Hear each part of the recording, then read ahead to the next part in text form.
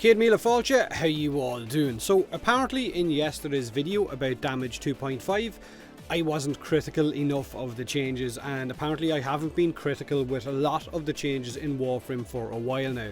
Some of you think that I go too easy on the developers and that a lot of these issues need to be addressed.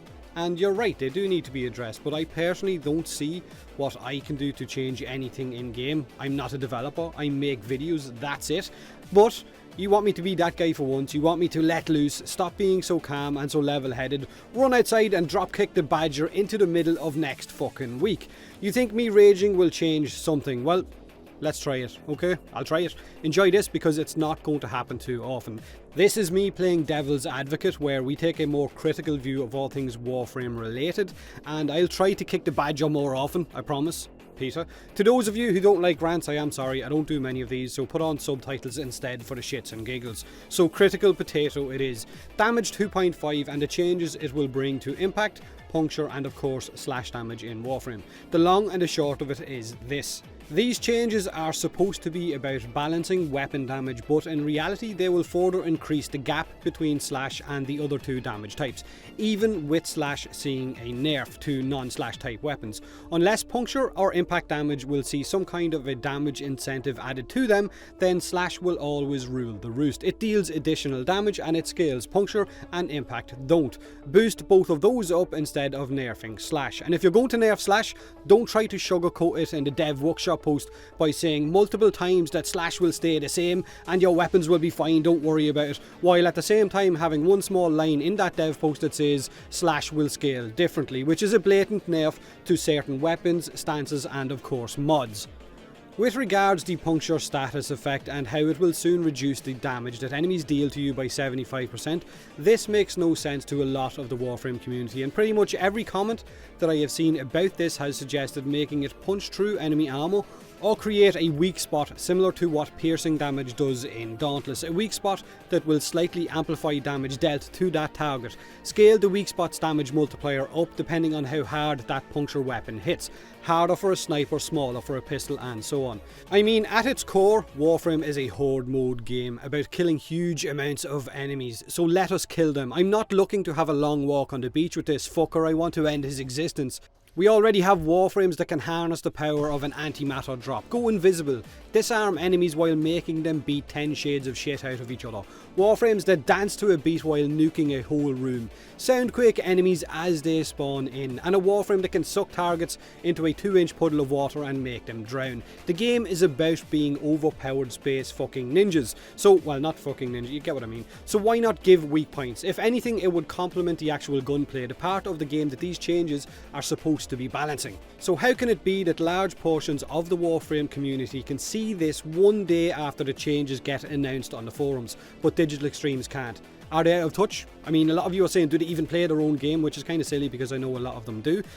And how in the name of hell is giving an enemy a damage reduction on par with what slash damage can throw out already? It's called puncture, so please make it actually puncture something, or else change its fucking name. What about the ragdolling potential of impact damage with 2.5? There's going to be a lot more flying Grineer units in your missions who have no idea what the fuck is going on. Shooting something that gets ragdolled and makes your follow-up shots even harder to hit and more annoying. I can see it now, you're lining up a perfect headshot when Timmy from your squad uses a Vulcar Wraith, shoots your target and sets him off like a balloon that's just had its air let out. Having someone in your squad running with an impact weapon will be more or less the same as having a mag spamming pull or a tornado zephyr or the old hydroid tentacles that flail the living shit out of anything that got caught in them. Some Grineer butcher getting a hentai reach around from hell. So ragdolling is just going to make it a lot more annoying to actually target your enemies with the weapons that you're actually trying to balance out. The gun game in Warframe could look straight up terrible with these ragdolling change. Make impact do something else, not ragdoll. Make impact maybe daze an enemy and put them in a slightly unalerted state so that they take increased damage. Make it disarm an enemy like I seen someone on Reddit suggesting. Make it do anything but send the fucker clean into orbit. Blast damage already knocks enemies down. We don't need another elemental damage doing the same bloody thing. Warframe, after all, is not Destiny. It's not Division where enemies are huge bullet sponges and they take ages to kill. So these changes simply don't fit. Scaling in Warframe is terrible. Always has been. And if a sorty level 100 gunner can kill your weak Warframe in 1 or 2 shots because of scaling, then even with Puncture's 75% damage reduction, it will still melt you. Not to mention, you will never have to deal with just one enemy at a time. There will always be 7, 8, 9, 20 enemies, quick math, shooting at you at any given time. So how will Puncture's damage reduction mitigate all of that hellfire that is being fired at your direction? Are you going to be able to spread the Puncture proc to all of those enemies before they end you? No. How will ragdolling that enemy help you either? Be honest here, if you have the chance to bring a weapon with you that kills a target fast, or ragdolls it, or reduces its damage output, which one will you choose? The best weak enemy is a dead one. Why ragdoll an enemy when you can fucking bury him instead? It's as simple as this. If Impact and Puncture don't get some kind of a damage incentive added to them, along the lines of what Slash has, because Slash deals more damage with those bleed effects, then Slash will always reign supreme, and nerfing Slash won't help anything, it's simply just hiding the issue. Also, why has scaling in Warframe never really been touched? Why not fix it before you go jumping into damage 2.5 and eventually I guess damage 3.0? Is it just to push out Cora because she is our IPS Warframe? Surely addressing one of the largest issues your game has had since its creation should have priority over pushing out a new Warframe. And there's also the changes to slash damage. Having your bleed procs scale off the amount of slash on your weapon and not off its total damage like it does right now will apparently diversify weapons.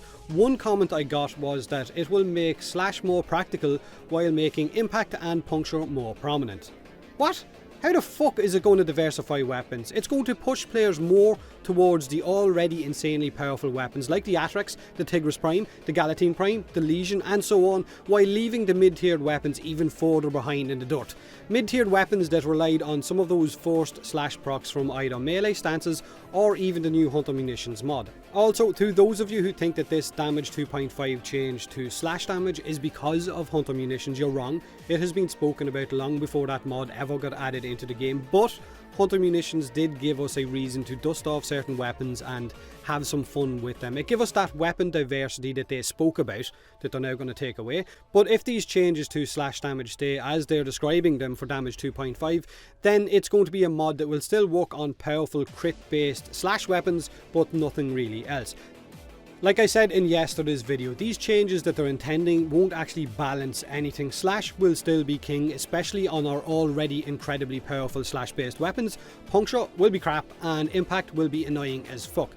And to those of you saying that slash damage isn't getting nerfed in damage 2.5, I suggest that you go reread those changes. Not the bit where they fluff it up by saying that your Tigris will still be fine, or your Tigris will still be fine. Read the bit about how slash will now scale in damage 2.5. It's going to basically ruin some of our mid-tier weapons. Let's talk about Gara's wall as well while we're at. Fuck it, I may as well get everything off my chest. The once impenetrable wall that stopped anything from passing through it. Borderline overpowered and broken.